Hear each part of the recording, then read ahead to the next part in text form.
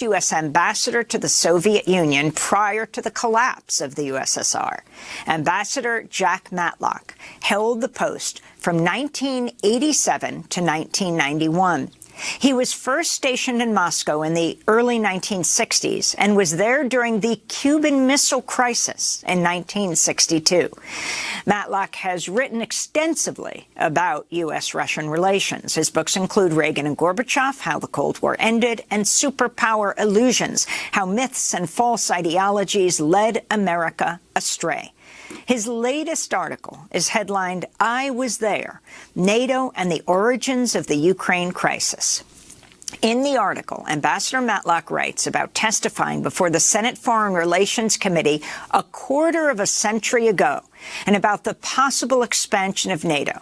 He told the Senate, quote, I consider the administration's recommendation to take new members into NATO at this time misguided. If it should be approved by the United States Senate, it may well go down in history as the most profound strategic blunder made since the end of the Cold War. Far from improving the security of the United States, its allies, and the nations that wish to enter the alliance, it could well encourage a chain of events that could produce the most serious security threat to this nation since the Soviet Union collapsed. Ambassador Matlock's words. The reason that I testified, along with a number of other people, many of them had been influential in bringing the Cold War to the end. The reason I testified against expanding NATO expansion, against expanding NATO in the beginning in the late 90s was because we had, at the end of the Cold War, we had removed the Iron Curtain. We had created what we had aimed for, a Europe whole and free. And it was obvious if you start piecemeal expanding NATO without including Russia, you are going to once again precipitate a buildup of arms and a competition, an armed competition. But there was no reason to do it at that time. Russia was not threatening any East European country. Actually, the Soviet Union in its last years was not, because Gorbachev had accepted the democratization of the East European countries. And actually, one of the last acts of the Soviet parliament was to recognize the freedom and independence of the three Baltic countries, so that we had a Europe whole and free. The task was to build a security architecture that would include them all. And the reason I testified against it was that I saw that a process that we started then, if continued, and if continued up to the borders of Russia, and included former parts of the Soviet Union that were recognized as part of the Soviet Union at that time, such as, most importantly, Ukraine and Georgia, that this would bring about a confrontation. And I would say my experience and the experience of others during the Cuban Missile Crisis brought home to us the dangers of a military confrontation between countries that have nuclear weapons. At the time, those of us involved, I was in Moscow at the American Embassy. Those involved in the Cuban Missile Crisis in 1962 did not understand how close we came to a nuclear exchange. We learned that only later. But it would have been a disaster for both sides. And so I had hoped, and I advised that we not start this process of expanding NATO for that reason. Well, to put it bluntly, there were three purposes of NATO to begin with. As the first Secretary General, British Lord Ismay, stated, NATO was to keep the Russians out, to keep the Germans down, to keep the Americans in. So when it was no longer necessary to keep the Russians out, many of us thought that it was important to keep the German military integrated, and so that in the future, you wouldn't risk some breakout as had happened earlier. And we thought it important to keep the United States as a part of European security to ensure the stability. So I certainly approved at the time the continuation of the NATO that existed at the end of the Cold War.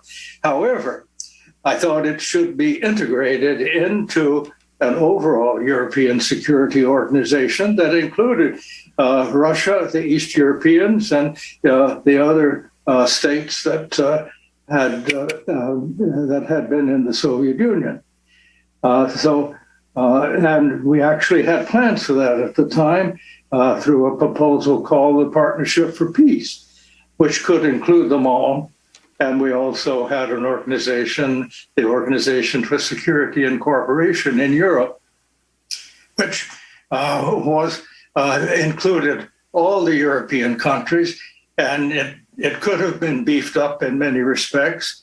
And in that case, we could have kept the old NATO, but built other security arrangements. I thought that when we ended the Cold War, one of the most profound, I would say, principles was one that President Gorbachev, then the president of the Soviet Union, expounded. He said, security must be security for all. And that was precisely how he justified reduction in the Soviet military. And even before the Soviet Union broke up, we were living at peace and we had united Europe. Many people seem to feel that the breakup of the Soviet Union was the end of the Cold War. That's wrong. It had ended 2 years before that. And the breakup of the Soviet Union did not occur because of Western pressure. It occurred because of internal pressures within the Soviet Union. And it was something that President Bush did not wish. As a matter of fact, one of his last speeches when there was a Soviet Union was in Kiev, when he advised the Ukrainians to join Gorbachev's voluntary federation that he was proposing, and actually warned against suicidal nationalism. Those words, are not remembered much now. People seem to think that Ukraine is free because of the end of the Cold War and the pressure of the West. So one of the fruits of victory in the Cold War. This is simply incorrect. It turns history upside down. Poland, Czechoslovakia, Hungary,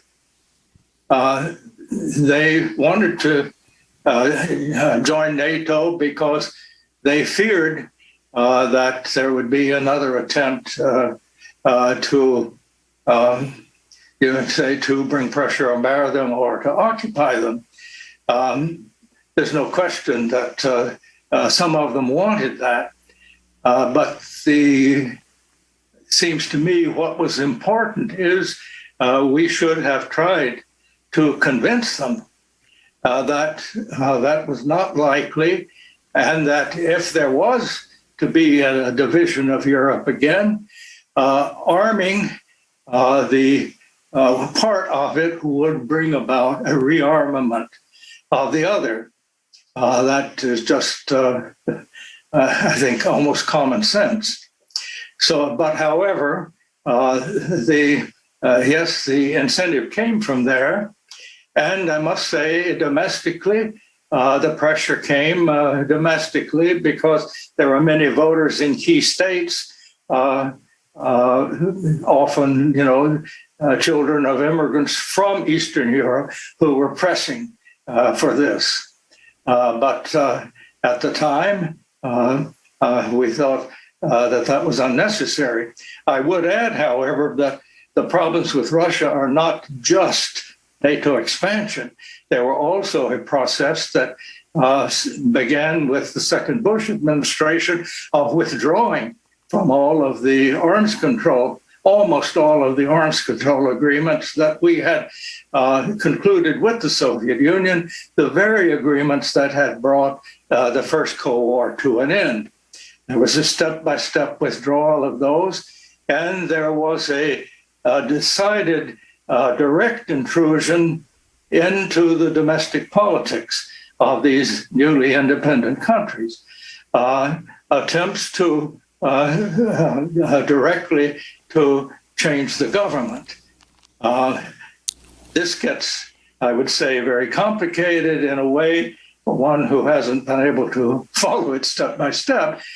But, in effect, what the United States did after the end of the Cold War was they reversed the diplomacy that we had used to end the Cold War and started sort of doing everything the opposite way. We started, in effect, trying to control other countries to bring them into what we called a New World Order, but it was not very orderly. And we also sort of asserted the right to use military whenever we wished. We